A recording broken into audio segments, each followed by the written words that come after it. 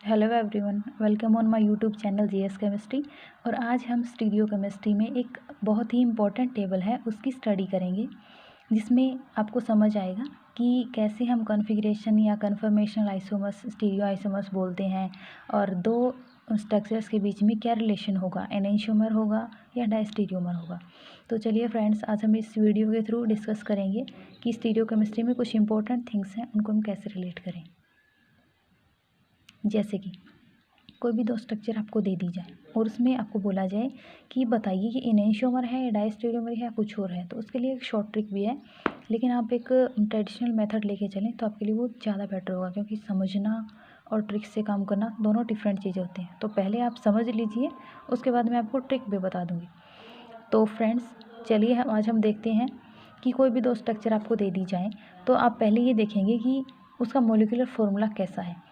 अगर उसका molecular formula same है then they are isomers of each other. अगर उनका मोलिकुलर फॉर्मूला डिफरेंट है तो वो कोई डिफरेंट कंपाउंड होगा, वो आइसोमर नहीं होगा। ओके, सो नेक्स्ट हमारा स्टेप आता है, ये स्टेप 1 था, looking for the molecular formula. Second step is look for the connectivity.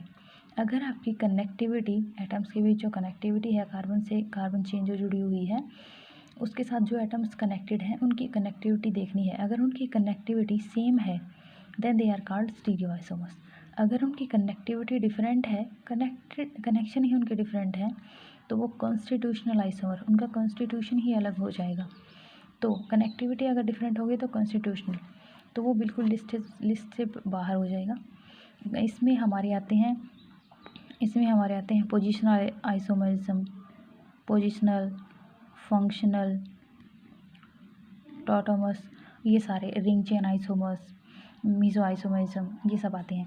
और स्टीरियो आइसोमर्स में हमारे फर्दर दो पार्ट्स में डिवाइड किया गया है, एक कन्फर्मेशनल आइसोमर्स और एक कन्फिग्रेशनल। तो कन्फर्मेशनल और कन्फिग्रेशनल में मेन डिफरेंस क्या होता है फ्रेंड्स, ये हम देखेंगे। तो अगर बॉन्ड ब्रेक कर दिया जाए किसी एक स्ट्रक्चर से दूसरे स्ट्रक्चर में कन्वर्ट करने के लिए, उनके बीच का जो रिलेशन है उसमें अगर बॉन्ड ब्रेक कर दिया जाए और एक स्ट्रक्चर से दूसरे स्ट्रक्चर ऑब्टेन हो जाए तो उसे कहेंगे हम कॉन्फ़िगरेशनल आइसोमरिज्म। उनकी कॉन्फ़िगरेशन अलग अलग होती है।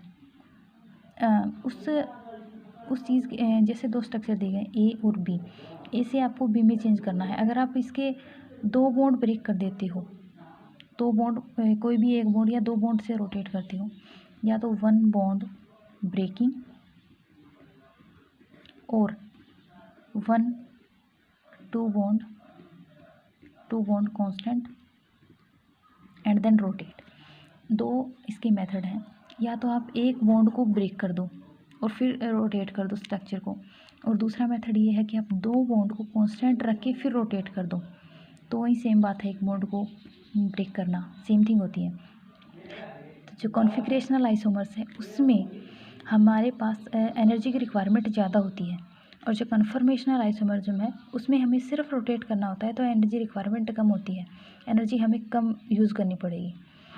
सो इस कन्फर्मेशनल आइसोमर्स में सिर्फ हम रोटेट करके दूसरी स्ट्रक्चर ऑब्टेन कर सकते हैं। किसी एक कंपाउंड के एक से ज़्यादा कन्फर्मेशंस हो सकती हैं, लेकिन एक स्ट्रक्चर की, एक कंपाउंड की ओनली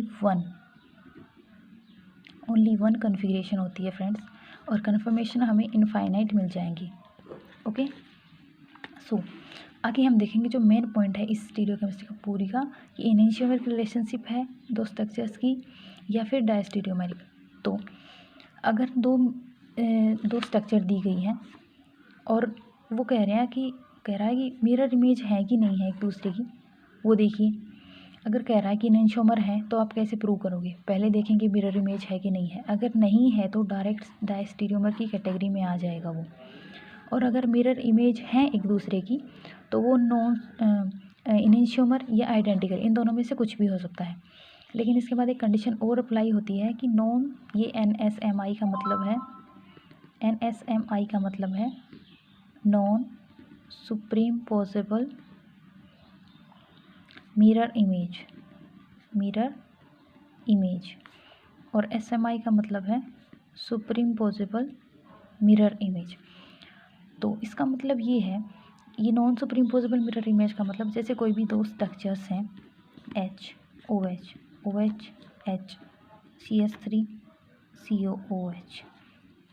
और एक ये स्ट्रक्चर और एक कोई ये स्ट्रक्चर है COH OH HOH H और CH3। तो बताइए ये एक दूसरे की मिरर इमेज है कि नहीं है? ये एक दूसरे की मिरर इमेज नहीं है। ओके, तो ये डायस्टेरियोमर की कैटेगरी में जाएगा।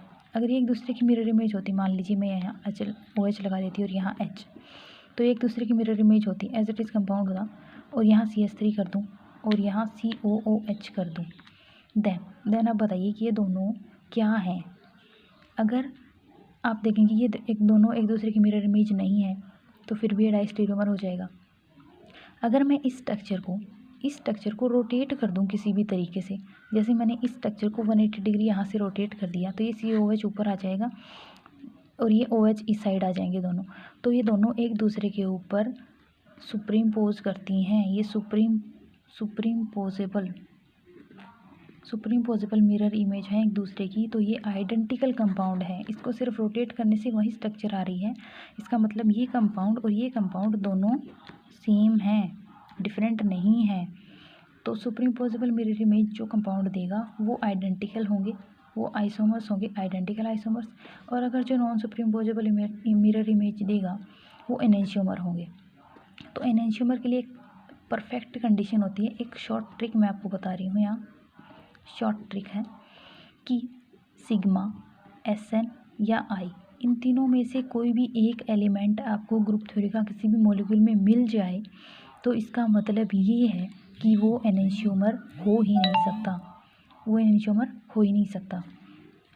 अगर ये भी प्रेजेंट है, ये भी प्रेजेंट मान लो नहीं है, ये भी नहीं है, तो बहुत कम केसेस में SN मिलता है। तो लेट्स अज्यूम आपको ये मिल गया, सिग्मा मिल गया किसी भी एक मॉलिक्यूल में, तो वो मॉलिक्यूल ऑप्टिकली एक्टिव नहीं होगा। अगर वो ऑप्टिकली एक्टिव नहीं होगा तो वो एनेंशियोमर नहीं होगा।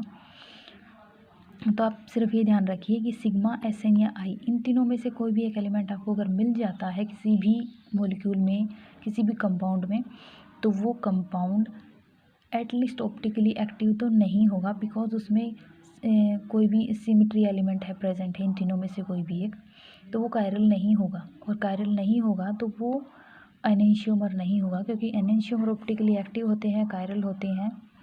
तो एनेंशियोमर के लिए कंडीशन सेटिस्फाई करना ज़रूरी होता है। तो नेक्स्ट वीडियो में मिलेंगे। Thanks friends. नेक्स्ट वीडियो में हम डिस्कस करेंगे स्टार्टिंग से बिल्कुल स्टीरियोकेमिस्ट्री, जो इस टेबल में मैंने आपको बताया है वो सब कुछ हम डिटेल में डिस्कस करेंगे। So ready for the next video. Thank you friends.